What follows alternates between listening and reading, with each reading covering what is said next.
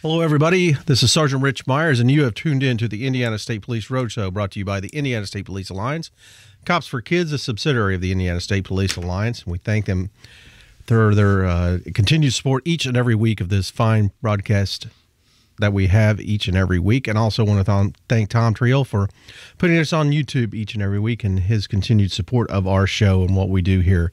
This week I have somebody that's very historic to the Indiana State Police. I think he was you issued the first car, Ernie, or is it maybe the third or fourth car that come out of line? No, they didn't have cranks on them when I came on. They had starters on them. Ernie Alder, a great friend of the Indiana State Police, longtime employee, great man for the Indiana State Police. And we're going to talk about a lot of things that Ernie's been involved with for the State Police. So first, Ernie, introduce yourself. Where did you start out at when you come out of the academy? Okay, that was 1957, and after the academy that I attended at IU, I was assigned to Connorsville Post.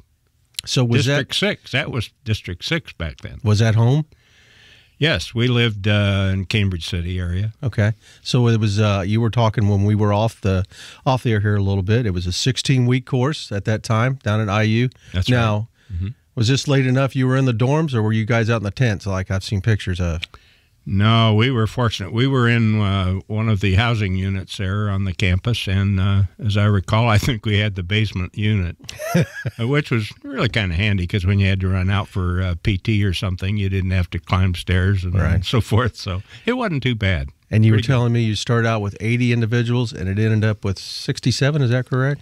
We had 80 started, young men, of course, then. Right. The women hadn't been authorized to be troopers at the time, and we did have 80 and went through the course 16 weeks, as I recall, and 13 were sent home with no further expectation of being involved with the Indiana State Police. Boy, I'm glad I wasn't one of those. I'd have been in deep trouble. That would have been a hard hit, wouldn't it? Oh, yes. Going through all the training and then... Absolutely. I can imagine. So then you got your...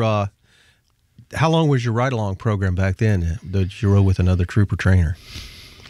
You know, I'm thinking it was probably about 3 or 4 months. Okay. Because I started out down Franklin County. And that was quite an experience. I rode with one of the older troopers, of course, and named Harry Moore. And Harry was a character, and he taught me a lot of good things. And I picked up on my own a few ideas I didn't want to follow through with. So, but Harry was good. He knew the folks down there in Franklin County, and he had the ins and outs. Didn't he? Yes, sir. He knew what was going on. Well, I remember when I was being trained and being a trooper trainer. Also, they tell you, okay, pick up the good parts, forget the bad parts, right? That's right. Because we all kind of boo-boo once in a while. Yeah. You got to have that. Yeah, we're just people. But that was probably well to have somebody that was well entrenched into the community, knew everybody, and can get your feet on the ground. Absolutely, and Harry had quite an imagination. One of his tricks that I learned, but I never used it myself, was when he was interrogating somebody, he would sit on his mic and he'd nudge the mic button, make the red light come on the transmitter on the radio. Yeah. And some fellow would ask, "Well, what's that red light?" And Harry said, "Well, that's we have in-car lie detectors now." I probably shouldn't be telling this story, but Harry's not active anymore, of course. But every time he lied to me, that light comes on. Well, then the truth would come out. But, got a lot of confessions that way. You know, that's really a good imagination to come up with something like that. Yeah. Harry Moore, quite a guy. I think Harry's still living. Still going down there. Yeah, he drove the back roads like they were an interstate. I remember that. Ooh, wow. So what was your first car that you got? My first car was, well, I actually shared my first car. It was a 56 plain gray Chevrolet.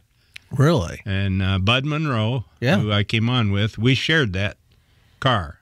He'd drive it on his shift. Of course, they had to put us on different shifts so we'd have a car when we came to work. And I remember the seat back was broke on the driver's side, and we had it propped up with some 2x4s. And of course, there was no seat belt. Yeah, didn't have seat belts then. Yeah. So we had quite a time. It was pretty hot little car, and we didn't have really any mechanical trouble with it, but a gray 56 Chevrolet. Did you drop it off at each other's residence, or did you meet, they go to the post, or how did that work out? Or do you think recall? we left it at the post. We drove our own car in, got the old Chevy and did our shift, and then brought it back and went home, and that went on for, I'm thinking probably 3 or 4 months. Okay. While we were getting broke in, learn how to do things. Yeah, yeah. Crash the car with a broken seat instead of the brand new one that you're going to get your a good used one. Yeah. So how many years did you put in with the state police then, Ernie? Well, to break it down a little bit, I had 9 years on the road. I patrolled Henry County and occasionally was sent to other areas when units were dispersed out for special details and so forth, but mostly Henry County. And then I applied. We had call it safety ed back then. Right. Okay. Instead of public information officer. Right. I remember we got that change of title was instead of a pay raise, I think. We got change your title, make it sound title. a little more. Yeah. But well, don't Ed say Schwindeman. We don't want that to happen now. No.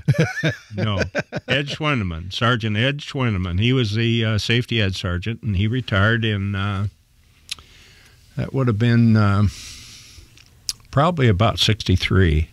64, and I applied for the job, and I got it, and I was quite surprised, as I was coming out of recruit school, that I wasn't on that other list, that I was appointed. Well, I think they looked over my background, and they thought maybe I would be good with public appearances and things of that type, so I made it, and it was good. So that was after 9 years you'd done that, and then did you continue throughout your career with that?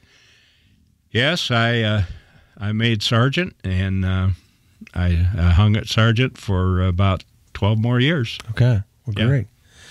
Well, again, you're listening to the Indiana State Police Roadshow, brought to you by the Indiana State Police Alliance. Cops for Kids, a subsidiary of the Indiana State Police Alliance. I'm speaking with retired Sergeant Ernie Alder from the Indiana State Police. And Ernie was, again, a pioneer in the youth services, and that's kind of what we're getting up to here. Ernie, tell me about how you were a forefather in the camps, and you pretty much was the start of the camps. How did that idea come about, and what led to that? Well, I probably got to go back to earlier days to come up with a reason that I would be, involved in something like that. I grew up in the Salvation Army. My parents were Salvation Army officers, and grandparents on both sides came over from England, turn of the century, and the Salvation Army, part of their tradition and activities, even yet today, involves summer camps. They have summer camps for music camps, for mothers and children and things of that type. And as I grew up being involved in that, camping became a pretty normal thing for me. And they're into the state police experience for 8 or 10 years or a little more. I just, all of a sudden, the thought came, hey, why couldn't we get some youngsters together and tell them a little bit about law enforcement and criminal justice and so forth? And Superintendent Conkle was there then, and I went down and talked to him about it. And I said, would you authorize me to look into that? And he said, I'm telling you to do it. I'm telling you to get it done. And that's the way I understand Superintendent Conkle was. Yes. He was very supportive. He liked to expand horizons and do different things, and anything that involved, educating Hoosier citizens about state police and our interest in young people. So I went to work. Well, I was a Kiwanian. I belonged to Kiwanis Club in Cambridge City. And I knew the governor of Kiwanis at the time, and I asked him if I could appear to the board, and he gave me a date and a time, and I went and I presented the idea to them. Oh, they jumped all over it. Yeah. They said, oh, this is great. We would really love to be involved. So that's initially how the idea was born. In 1970 was the first camp. The Kiwanians helped promote the kids, helped to pay their way to the camp, which I think back then was a week was $70. Of course, that has changed considerably.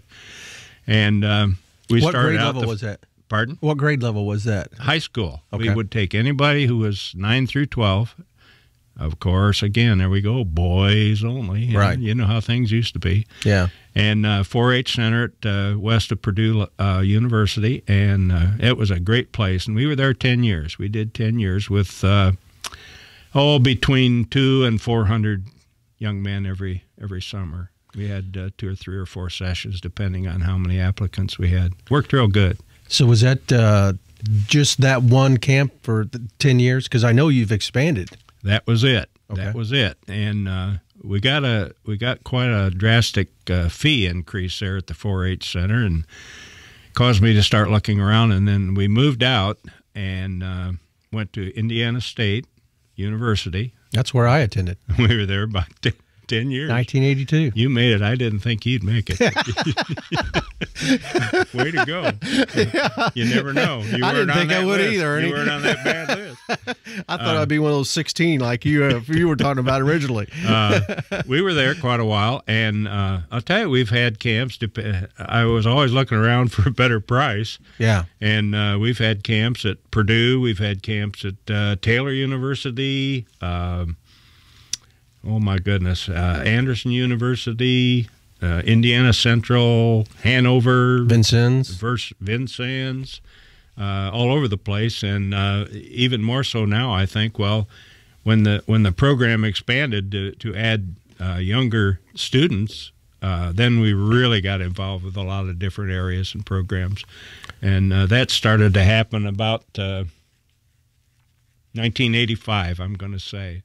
I had retired, and I was working at the Children's Home, which now I think is a National Guard center out there. There's a big article in the paper about it the other day. But I was working with a man named Jules Elsie, and he was in Optimus Club. And one day he came to me and said, "Well, I know about your Kiwanis camps that you have with the kids." He said, "Could the Optimus do something?" And I said, "Let's sit down and talk about it." So we did, and they had a committee called Respect for Law Committee. I said, "Hey, we've got a name. Yeah. Respect for Law Camp." Yeah. So he worked with me very tirelessly, and we did the same thing that we'd done with Kiwanis all over the state, and stirring up interest and deciding to have youngsters in grades 5 and 6. Right. And that started, to my recollection, about 1985. It went well. It grew. We had one year down at Vincennes. I think at that place alone we had almost 1,000 youngsters in Respect for Law Camp. It was really something. It really grew in popularity. And then just to go on with how the thing developed, we had a sergeant down there, Don Jackson. Do you remember Don Jackson? Oh, yeah. Don was he's quite a guy. Yes, he was. He was always one jump ahead. Yeah. Don said, "Ernie," said, "you know, we got these kids in 5 and 6, and we got the high school kids, but how about the middle school kids?" I said, "Well, what you got in mind?" He said, "Let's start one up." So we had gone through Kiwanis and Optimus, and I said, "I'll tell you what, I've joined the Lions Club just thinking maybe they'd be in our back pocket in case we ever needed them." I said, "Let me talk to them." So I did, and hey, they were all over it. Said, "We'd be glad." So we called that Law Camp. Yeah. And there we had the whole set. We had 5 through 12. And that continues today. Still going. With the same sponsors. 45 years. That's amazing. Is there a camp that you're aware of that lasts that long, that's been going on that long, that you know of? No, I don't. Especially in government. Especially with 3 different camps. You know, we've had different personalities as superintendent, for one thing. Right, yeah. And if you got a superintendent that doesn't like something, it's going to stop. Yeah. And I'm not going to tell the details, but I did have one that, well, I could say a little bit. It's a fellow that wasn't real keen about the camps, but... Well, let's save that to next week. We're going to bring Ernie back because we're just getting started on these camp stories that Ernie's got, and we want to talk to him also about the ISP Museum, which Ernie was very, very instrumental in starting and beginning out at 21st and Post. So, Ernie, can you come back next week? I'll tell you what. I'm very, very busy, of course. But I'll try. I'll see if my wife will let him go. Maybe my wife will let me. Sergeant Rich Myers with the Indiana State Police and the Indiana State Police Public Information Office. The show is brought to you by the Indiana State Police Alliance. We want to thank them for their continued support. We want to thank Ernie for coming in. We're going to bring him back again to talk next week. Remember, stay buckled up. Keep those kids buckled up. We'll talk to you again next week with Ernie in here at the State Police Roadshow. Thank you. Bye-bye.